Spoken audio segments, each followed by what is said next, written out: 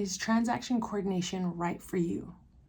Let's talk about it. Welcome back to Transaction Care. My name is Lillian Hernandez, but you can call me Lily. I like the flower because we are learning and growing together. Here on Transaction Care, I talk about all things real estate business mindset from a coach and transaction coordinator's POV. I've been working in this industry for 21 plus years. I've been self-employed for 8 years, and this is my opportunity to give back, share my experiences, my lessons learned, as well as what's going on in the current day and age of real estate from a TC's perspective, in hopes to inspire and encourage you in your journey to start with courage, confidence, boldness, and ease. Now let's get started. How do you know if transaction coordination is for you? Because a lot of you are here because you need answers, you need money, you want freedom, location independence. I get it. I was once where you were at 10 years ago. So for me to be sitting here sharing these tips is truly an honor. But I want to make sure that we are being honest about this decision. This is not a job that you can just fall into one day and be great at it the next. This isn't a job where you can be lazy, show up when you feel like it. No, it's a lot of responsibility, a lot of deadlines, a lot of legal contracts, legal jargon, and a lot of people involved that you're working with to get to the finish line, to get the clients, buyers, and sellers to that finish line, to get everyone paid and stay in compliance. So if you love structure more than the spotlight, then I can definitely see TCing being for you. And that's just on a surface. And that's just on a surface level. We're not talking about the role of a TC, the responsibilities. It's more so determining, are you more of an introvert versus extrovert? Or maybe a mixture of both, but you err more on the introverted side. So to add to that, if you enjoy checklists, you feel calm when organizing chaos, because chaos is definitely present a lot of the times. You'd rather manage the details than sell the house, and you like systems, timelines, and due dates. Those are key because you're doing a lot of that repetitively over and over again in the role of a TC. So if that stands out to you, then good, you're still in it to win it. But who is this role not for? And I'm looking at my notes. So I'm talking to you, but I'm also looking at my notes so I can make sure I'm getting this message to you clearly and concisely. But if you do have any questions, drop them in the comments and make sure you're subscribed so you can continue to learn about this role as a TC, but also understand, where do I fit in? What is my next career? This role is also not for people who hate paperwork, avoid emails, or you get overwhelmed by deadlines and you need constant excitement and fast-paced variety. That's just not how this job works, unfortunately.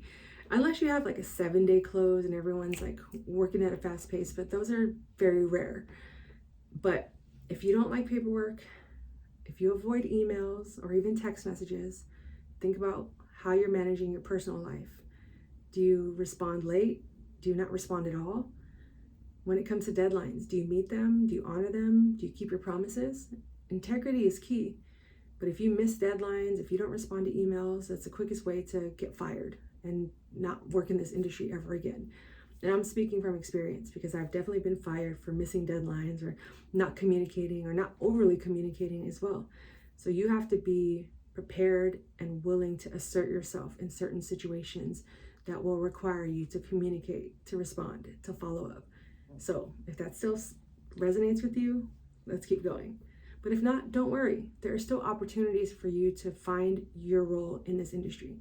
If you're more of a creative, think about social media, photography, videography, creating your own content, documenting your journey, okay? Just to name a few. There are still opportunities, but maybe TCing just isn't the job for you just yet, okay? So maybe you're comfortable communicating professionally and talking to people is your jam, because you're gonna be talking to agents, lenders, escrow officers, attorneys, clients, inspectors, transaction coordinators, the list goes on and on. And I don't mean you're talking to them around the clock. I just mean you're facilitating a big part of the transaction. Most of the work is able to progress when people are following up, when people are saying, hey, what's the status of this? Hey, here's an update. Hey, this is what we still need to complete our file. Those little questions and follow-ups and check-ins go a long way, and they help you to keep your job. So it doesn't mean you're constantly being aggressive or loud, but it does mean you have to be clear, confident, and timely, and a little bit annoying. Some people may call it annoying, but I call it just communication and following up. So keep in mind who you are as a person. If sending emails gives you anxiety, if missing documents and having to ask for them gives you anxiety, or you shut down and shrink, or maybe you just aren't able to stay calm under pressure, or when someone else drops the ball, or when you have to correct your mistakes, are you able to own up to those? Then maybe TCing isn't for you. Maybe a lot of jobs aren't for you. And again, this is not to discourage you, because I had to do a lot of maturing. I had to do a lot of work on myself. I had to get real. I had to get honest. I had to forgive myself. I had to work on things and practice and get better at communication, not just thumbs upping a text, but being specific in what it is I need and who it is I'm talking to. Or if I didn't know something, I'd say, hey, not quite sure how to approach this. What do you recommend? Please advise at your earliest convenience. Something to that effect, because I have to remember I'm working with a team. I'm not working individually. And that just made my job a lot easier day in and day out, was realizing, yeah, I did mess up all those times. I did make those mistakes, but I'm not going to allow that to define me. I'm going to keep going. I'm going to get better at this. I'm going to find systems and improve my skills, improve my knowledge, and just stay humble and open in this process. So if you're still with me, let's keep going. Coming back to that role of a realtor versus TC, realtors are very front-facing, face of the business, of the brand. But when you are practicing real estate, a TC doesn't necessarily have to prospect buyers or go to open houses or rely on commissions to get paid. You do, though, have to understand that the pay structure for a TC is similar, not in amount, but we get paid when transactions close. So you may be used to having a 9-to-5 or a part-time job where you're getting paid weekly, bi-weekly, monthly at the very latest. We get paid when transactions close. Unless you have a different arrangement, I get paid as soon as escrow closes. So if escrow is 30 days, 45 days, 90 days, 7 days, I get paid as soon as all the funds clear, the broker approves the file, we're good to go. Some brokerages are very strict. There have been moments where I didn't get paid for a month because they checked the file the day it closed and realized we needed a bunch more stuff that was not on the original list. And it could be a pain in the behind when you're literally banking on that money to hit your account, especially when you're getting started and you're brand new to this space. You want to get paid quick because you went for so long without getting paid. But take the money part away. You still have to support your agent and build recurring relationships in order to build that recurring stream of income. So you don't have to rely on the one check or that one closing. Because I've been there. Real estate is ebbs and flows. They have seasons where they're booming, and then there's moments such as like the winter for some markets where it's just crickets.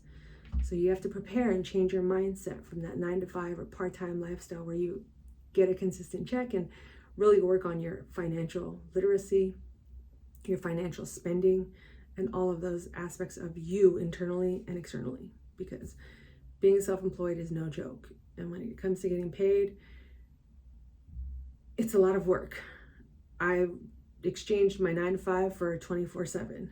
No joke. Even when I'm off, I'm still thinking. My wheels are turning. I'm coming up with different ideas to get creative, to market myself, to ask for business, to ask for help. We're all fundraising at the end of the day. If you really think about it, we are all fundraising for someone to pay us for a service, a product, a skill, something. Okay.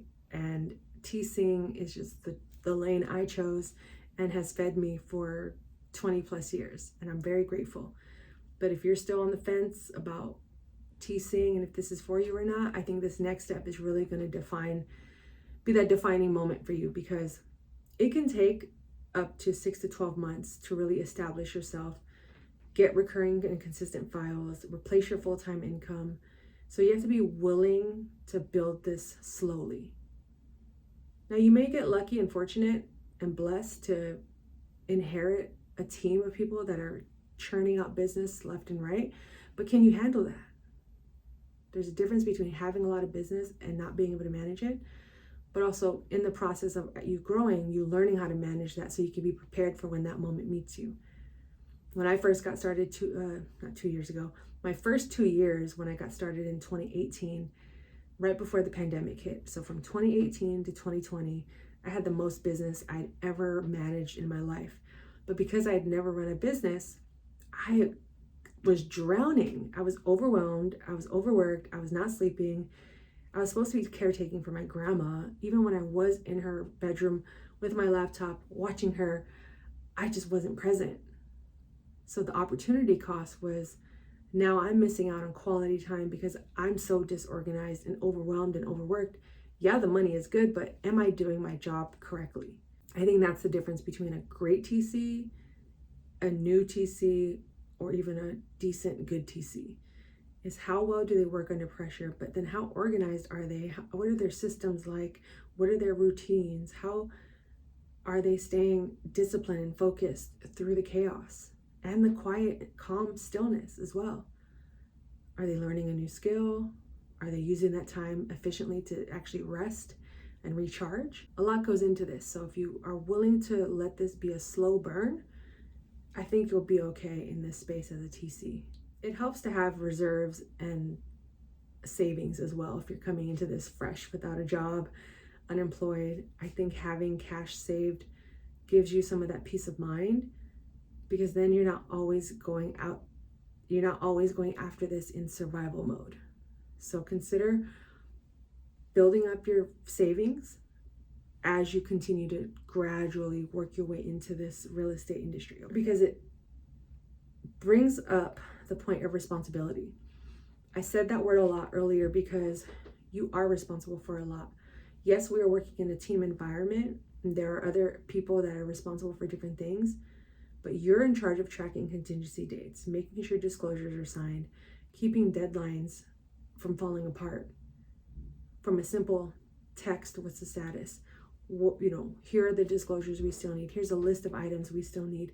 Making sure those emails get sent and followed up, making sure you're sending them to the right people. I've definitely sent emails to the wrong email accounts and was wondering, why am I not getting a response? Oh, because I sent it to the wrong person. You're responsible for a lot in your role alone as a TC. And if you're naturally a planner, someone who double checks everything, the let's do this right type person, I know I am, then you'll likely thrive. So that's a plus. And of course, finally, if you want remote, flexible work, this is absolutely the role for you. But again, you have to be willing to take on a lot of responsibility, learn the role, learn the rules, learn the laws, learn the compliances, work in a team environment, have clear, confident communication, assert yourself as an authority in this space and amongst those you're working with. Be good in a team environment. Many TCs do work remotely and have flexible hours and are contract based, which is amazing and a blessing. That's how I've thrived for this long. But you also have to consider, if you're just getting started out, you might want to just start as a VA or an administrative assistant. Just something to get your feet wet so you can ask questions, build trust amongst those in this industry, in this space, learn how to talk to people in this industry, learn the jargon, go to open houses on your own, see how agents navigate and operate, talk to them, see if they need a part-time assistant, become well-versed in AI, social media. So you're not just offering admin skills, but you're adding to that layer of, you're adding to your skill pool of sorts to say, hey, I do this, I do this, I do that. What do you need help with? I can do it all, or just take this part of what I'm good at and let's create a job for me, okay? Because it's just getting started. And if you're willing to commit to that starting point or that olive branch or whatever you want to call it, I can definitely see you finding your space, your niche, your lane in this industry. Otherwise, you keep searching. I'm here to help. I'm here to support you, uplift you, encourage you, but also give you the real. I don't want to sugarcoat this industry or this job as something you can just hop into and be great at overnight. You have to start somewhere, but you have to be willing to take on the responsibility and show up. So how you treat yourself outside of work will be a reflection on how you will be self-employed. Of course, you could work on these things as you go and grow into the role, but just understand that deadlines are real and contracts are legal. So just because you have this new flexibility, this new job, being self-employed, working remotely, location independence, it's not a pass to be lazy and do things when you feel like it, or to outsource it just because you don't feel like doing it. Because if they mess up, that's a reflection on you, no one else. You have to be responsible. And if you are, then pursue it. Let's talk about it. Schedule a one-on-one with me. I'd love to work with you to get this off the ground, see where you need to go, what you need to do. And if TCing isn't for you, we can talk about that as well and continue to build a game plan for you. Schedule a 90-minute strategy session with me and we can get the ball rolling, because that's what it's all about. Just start taking those risks, start cleaning up your life, start making a change for the better, because it's possible. You just have to find what's good for you right now, and that'll feed you well into the future. All right? So drop your questions in the comments, make sure you are subscribed, and check out the quiz I have either at the end of this video or in the description, so you can really get an assessment of, am I ready, qualified for this or not? Either not right now or not ever. The truth shall set you free, okay? So with all that said, thank you again for watching. My name is Lillian Hernandez, but you can call me Lily, and this is Transaction Care. Subscribe, and until the next video, care for yourself, care for your wealth. Your time is worth it. Let's coordinate. Talk soon. And before you go, if you like this video, you'll definitely like this video here, and definitely double tap my face so you can subscribe.